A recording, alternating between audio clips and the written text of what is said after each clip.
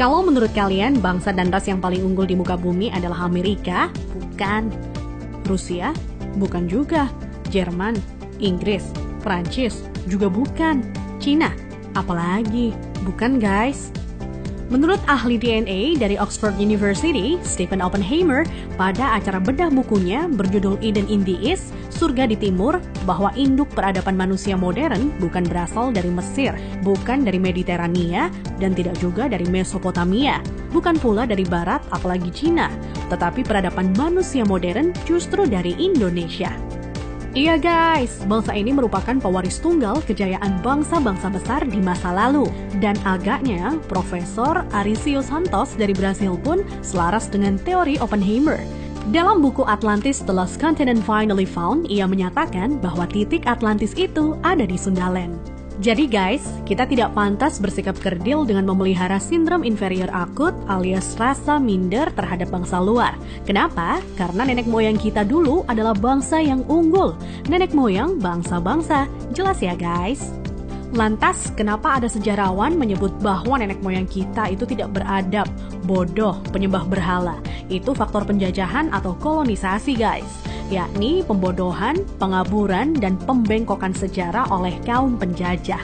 Menurut Juri Lina dalam buku Architect of Deception, Secret of Freemasonry, ada 3 cara melemahkan dan menjajah suatu negeri. Pertama, kaburkan sejarahnya. Kedua, hancurkan bukti-bukti sejarah bangsa itu hingga tidak bisa lagi diteliti dan dibuktikan kebenarannya. 3, putuskan hubungan mereka dengan para leluhur dengan mengatakan bahwa leluhur itu bodoh dan primitif. Guys, sejarah Nusantara ini dibikin oleh kaum penjajah seolah-olah hanya dimulai dari era kemerdekaan atau paling jauh di era Raja-Raja Nusantara dulu versi penjajah. Tahu nggak sih guys, ribuan tahun lalu Nusantara terbagi dalam 3 era loh. Era pertama disebut era Wangsa Keling. Wangsa artinya bangsa, sedang Keling artinya kuat. Jadi Wangsa Keling maksudnya adalah bangsa yang kuat. Konon di era ini, leluhur kita berekspansi hingga Kamboja, Vietnam atau Indochina, Thailand, Burma, Sri Lanka, India, sampai ke Madagaskar. Raja yang terkenal bernama Shailendra. Tulisan yang dipakai adalah huruf Talawa, di mana modelnya menyerupai huruf Mesir kuno dan Israel. Pusat pemerintahan di sekitar Jogja sampai ke wilayah Dieng. Maka ketika Israel mengklaim masih keturunan Moria, maksudnya adalah Gunung Muria di Dieng guys. Dieng artinya penguasa, kemudian bergeser menjadi Dahnyang atau Dayang, artinya juga penguasa. Setelah Wangsa Keling menghilang, ditengarai munculnya situs Dieng maupun Candi Borobudur. Nah, habisnya era Wangsa Keling ditandai dengan bangunan Bako atau Baki, yang artinya kuburan atau berakhir, dan ditandai dengan berdirinya Candi Boko atau Bako. Era selanjutnya adalah era Medang Kamulyan. Medang artinya kemajuan dan Kamulyan artinya kemuliaan atau kejayaan. Bahwa Medang Kamulyan zaman kemajuan terutama bidang keagamaan. Agama lebih dititik beratkan dalam sistem pendidikan terpadu mulai dari lingkup kecil hingga besar. Rajanya yang terkenal adalah Ratu Boko. Di era itu merupakan cikal bakal munculnya huruf Sangsekerta yang dikenal oleh Aji Saka. Aji artinya sesuatu yang dihormati dan Saka artinya penyangga, caga atau tiang. Nah, tiang jika bergeser ke Cina menjadi tian atau Tuhan. Jadi guys, Aji Saka artinya sesuatu yang dihormati karena Tuhannya atau segala sesuatu yang mengacu pada Tuhan yang sangat dihormati. Kemudian huruf-huruf tadi akhirnya menjadi bahasa Sangsekerta. Jadi guys, Sangsekerta itu asli berasal dari bumi Nusantara atau Indonesia, bukan dari India. Kenapa? Di India tidak ada kata-kata sang. Jika berbasis kata sang, justru lebih dekat ke Cina. Contohnya Chiang Kai-shek, di mana Chiang oleh bangsa Cina dibaca sang. Jadi guys, sang itu berasal dari bahasa asli Indonesia tempo dulu, yakni bahasa Saka. Huruf yang dipakai di era Ratu Boko adalah Sangsekerta. Iya, kerta artinya 4, sedang sang asal kata wangsa atau bangsa.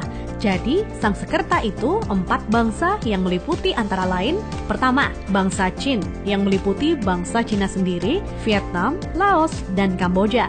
Kedua, bangsa Thai meliputi Burma dan Thailand. Ketiga, bangsa Afrika, yakni Madagaskar, Sri Lanka, India, dan lain-lain hingga Mesir disebut sebagai bangsa Afrika. Keempat, Bani Jawa yang terdiri atas bangsa atau suku Jawa, Sumatera, Papua, sampai Kepulauan Polinesia dan Hawaii. Hingga kini, Sangsekerta kuat pengaruhnya di India dan Sri Lanka.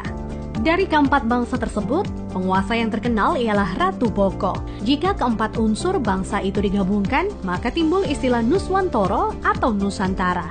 Nusa artinya pulau, antara artinya jarak, maka makna Nusantara adalah bangsa yang hidup di pulau-pulau yang tersebar dari Kepulauan Polinesia di ujung timur hingga wilayah Madagaskar atau Afrika.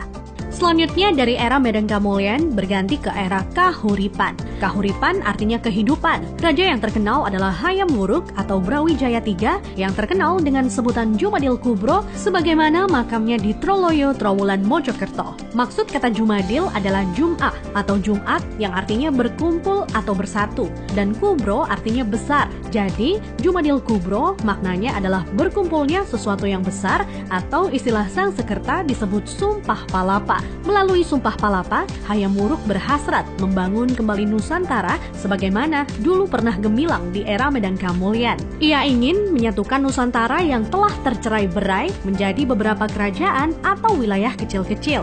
Dan patih yang melegenda adalah Gajah Mada.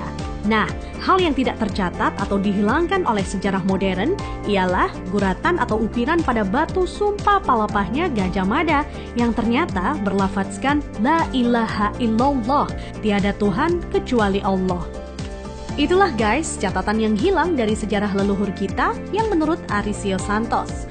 Leluhur kita merupakan nenek moyang bangsa-bangsa. Thanks to watching.